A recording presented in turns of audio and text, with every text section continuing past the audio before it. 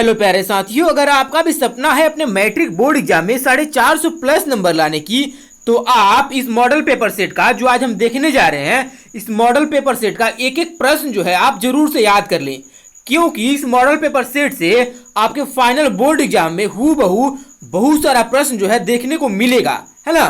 तो आज का जो मॉडल पेपर सेट है बहुत ही इंपॉर्टेंट होने वाला है। और आपको बता दें कि इस मॉडल पेपर सेट से प्रीवियस ईयर में बहुत सारा क्वेश्चन जो पूछा भी गया है और आगे भी इससे पूछे जाने की संभावना बहुत ही ज्यादा है। तो आप इन प्रश्नों को जरूर से याद कर ले। और मैं आपको बता दें कि यह वीडियो लेक्चर नंबर 3 है मॉडल पेपर सेट का। अगर आप इसका 2 पार्ट पीछे वाला नहीं देखे हैं तो उसको भी जाके आप जरूर से देख लें। और इसका पीडीएफ लेने के लिए आप नीचे डिस्क्रिप्शन में दिए गए व्हाट्सएप ग्रुप और टेलीग्राम ग्रुप से जरूर से ज्वाइन हो जाए, वहां पे आपको इसका फ्री पीडीएफ मिल जाएगा, है ना। तो आइए शुरू करते हैं आज की इस क्लास को। देखिए आज का पहला प्रश्न क्या कह रहा है।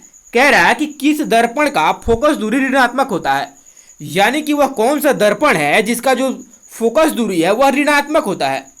समतल दर्पण या फिर अवतल दर्पण या फिर उत्तल दर्पण या फिर इनमें से सभी। तो बताइए इसका राइट आंसर क्या होगा। अगर आपको किसी भी क्वेश्चन का आंसर पता हो तो आप कमेंट सेक्शन में उसका आंसर जरूर से बताइए। इसका जो सही उत्तर हो जाएगा ऑप्शन नंबर बी, अवतल दर्पण। यानी कि जो अवतल दर्पण होता है उसका जो है फोकस दूरी ऋणात्मक होता है ना। तो उम्मीद करता हूँ आप सभी क्वेश्चन समझ में आ गया होगा। अगर क्वेश्चन समझ में आ गया हो तो आप जल्दी से चैनल को सब्सक्राइब जरूर से कर लें और इस वीडियो को ज़्यादा से ज़्यादा अपने दोस्तों में भी शेयर करें। आइए बढ़ते हैं अगले प्रश्न की तरफ। देखिए दूसरा प्रश्न क्या कह रहा है। कह रहा है कि लेंस की फोकस दूरी f और वक्रता त्रिज्या r में क्या संबंध है।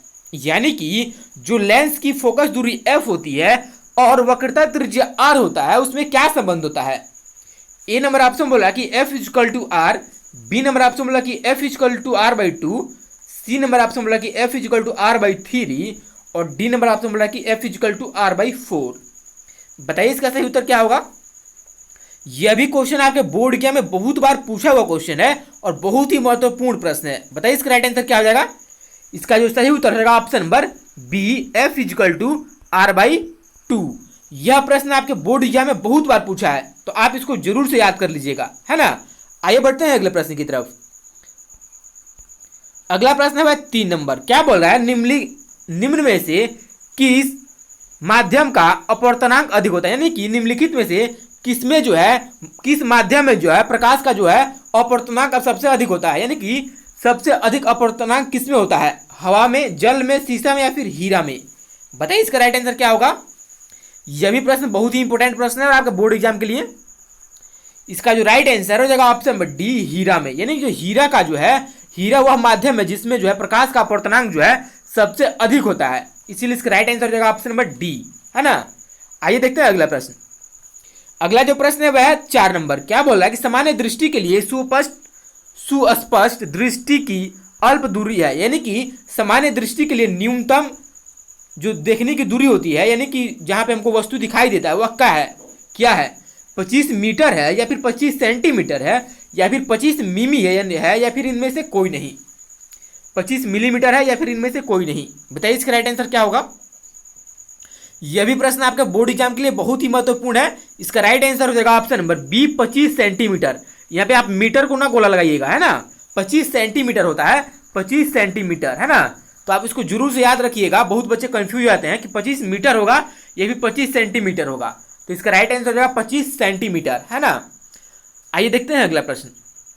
अगला जो प्रश्न है 5 नंबर। क्या बोल रहा है कि श्वेत प्रकाश का कौन सा रंग यानी कि वर्ण किसी प्रिज्म से गुजरने के पश्चात यानी गुजरने के बाद सबसे कम झुकता है। मान लीजिए यह प्रिज्म है और जो यहाँ श्वेत प्रकाश गुजरेगा तो इसमें से कौन सा जो है प्रकाश है जो गुजरने के पश्चात सबसे कम झुकेगा, यानी कि सबसे कम किसका झुकाव रहता है। बताइए इसका राइट आंसर क्या होगा। बैगनी होगा, नीला होगा या फिर लाल होगा या फिर पीला होगा। बताइए इसका राइट आंसर क्या हो जाएगा। ये भी क्वेश्चन आपके बोर्ड एग्जाम के लिए बहुत ही महत्वपूर्ण है। इसका राइट आंसर हो जाएगा ऑप्शन नंबर ए, बैगनी। यानी कि इसका राइट आंसर हो जाएगा ऑप्शन नंबर ए। और हम आपको बता रहे हैं कि हम इस मॉडल पेपर सेट का जितना भी क्वेश्चन करा रहे हैं आप इन प्रश्नों को एक एक करके जरूर से याद करते चले और अभी से याद करते चले, है ना।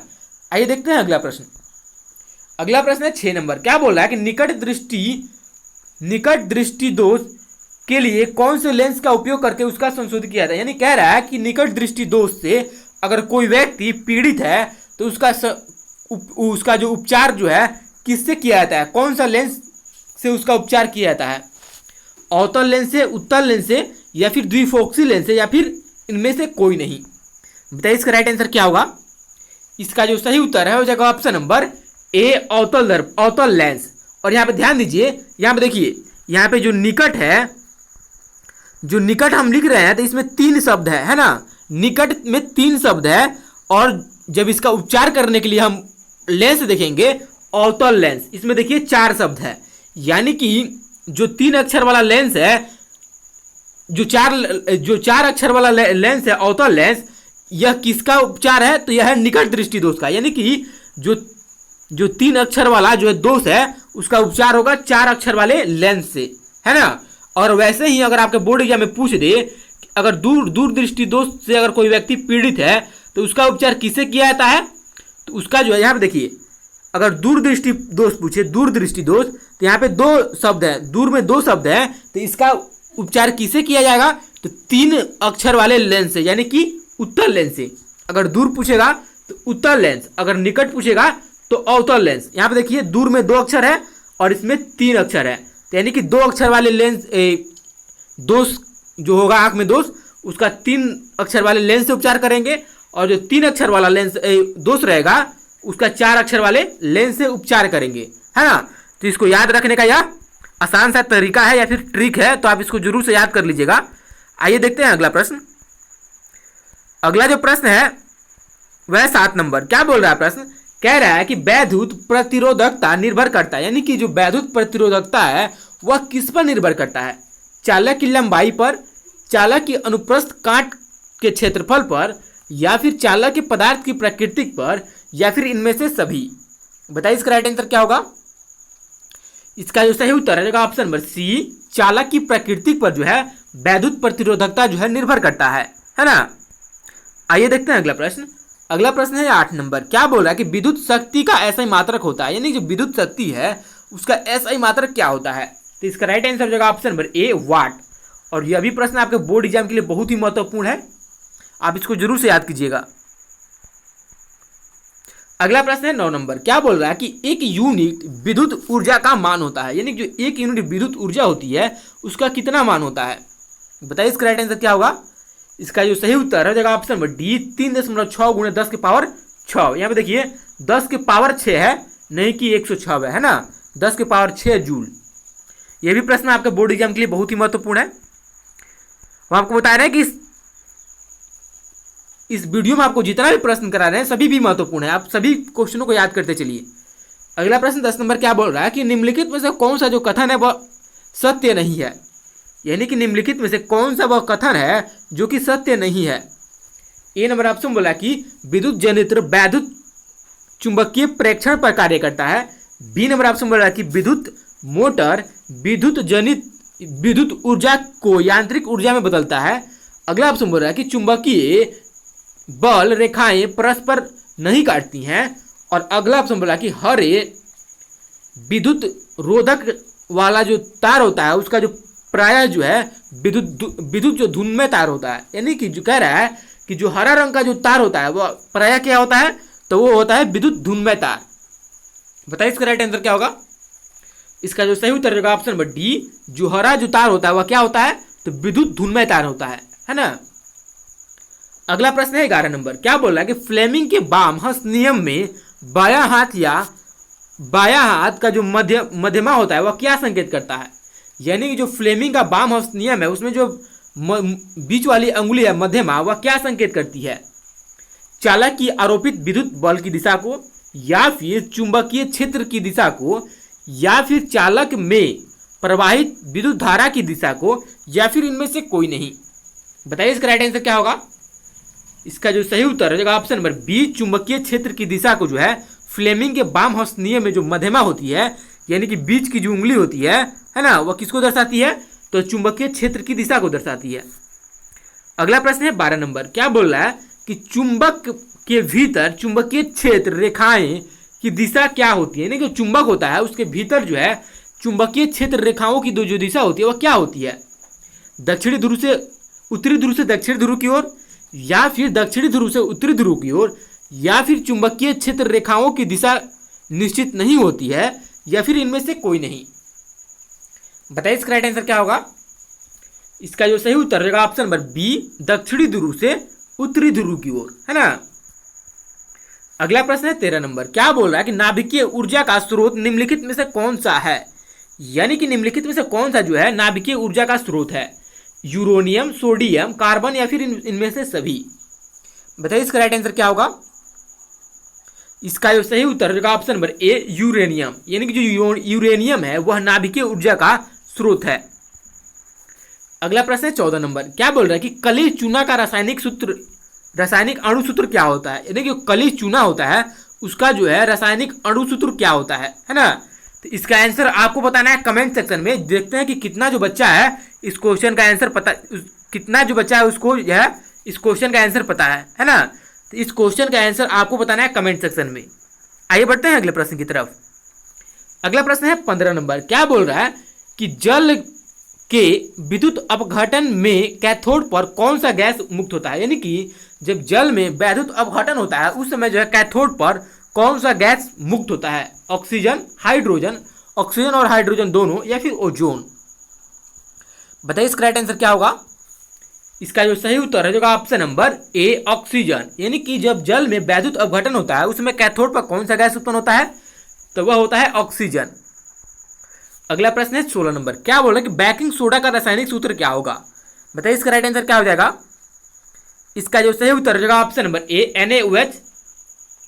NaHCO3, यानी कि इसका राइट आंसर हो जाएगा ऑप्शन नंबर ए, NaOH का होल ट्वाइस, है ना। इसका राइट आंसर हो जाएगा ऑप्शन नंबर ए। अगला प्रश्न है 17 नंबर। क्या बोल रहा है कौन सा पदार्थ नीले लिटमस पत्र को लाल कर देता है, यानी कि कौन सा वह पदार्थ है जो नीले लिटमस पत्र को लाल कर देता है, अम्ल है, क्षार है, लवण है, या फिर ये सभी। बताइए इसका सही उत्तर क्या होगा। इसका जो सही उत्तर होगा ऑप्शन नंबर ए, अम्ल, यानी कि जो अम्ल होता है वह नीले लिटमस पत्र को लाल कर देता है ना। तो इसको याद रखने का तरीका देखिए कि अम्ल में लाल है और लाल में भी, अम्ल में ल है लास्ट में और लाल में भी लाल है, यानी कि जो नीले लिटमस पत्र को लाल कर दे तो वह क्या होगा, अम्ल होगा, है ना। तो आप इसको याद रख सकते हैं कि देखिए एक सेकंड रुकिए, हम क्लियर कर दें। यहाँ पे आपको बस इतना ध्यान रखना है कि आप बस इतना ध्यान रखिए कि देखिए अम्ल में लास्ट में ल है और लाल में भी ल है ना। कि जो नीले लिटमस पत्र को लाल कर दे वह क्या होगा, तो वह होगा अम्ल। आप ऐसे याद रख सकते हैं। आइए देखते हैं अगला प्रश्न। अगला प्रश्न है 18 नंबर। क्या बोल रहा है कि मिल्क ऑफ मैग्नीशिया का पीएच मान क्या होता है, यानी जो मिल्क ऑफ मैग्नीशिया होता है उसका पीएच मान क्या होता है, 7 होता है, 8 होता है, 9 होता है, या फिर 10.5 होता है। बताइए इसका राइट आंसर क्या होगा। इसका सही उत्तर होगा ऑप्शन नंबर डी, 10.5 होता है, यानी जो मिल्क ऑफ मैग्नीशिया होता है उसका जो है पीएच मान 10.5 होता है। अगला प्रश्न है 19 नंबर। क्या बोल रहा है कि निम्नलिखित में से कौन सा अधातु चमकीला है, यानी निम्नलिखित में से कौन सा वह अधातु है जो कि चमकीला है, आयोडीन, सल्फर, ब्रोमीन, या फिर सेलेनियम। बताइए इसका राइट आंसर क्या होगा। इसका जो सही उत्तर हो जाएगा ऑप्शन नंबर ए, आयोडीन, यानी जो आयोडीन है वह एक चमकीला अधातु है। अगला प्रश्न है 20 नंबर। क्या बोल रहा है कि निम्नलिखित में से कौन सा धातु अत्यधिक क्रियाशील है, यानी कि निम्नलिखित में से कौन सा वह धातु है जो अत्यधिक क्रियाशील है, एल्युमिनियम है, सोडियम है, कैल्शियम है, या फिर मैग्नीशियम है। बताइए इसका राइट आंसर क्या होगा। इसका जो राइट आंसर है ऑप्शन नंबर बी, सोडियम।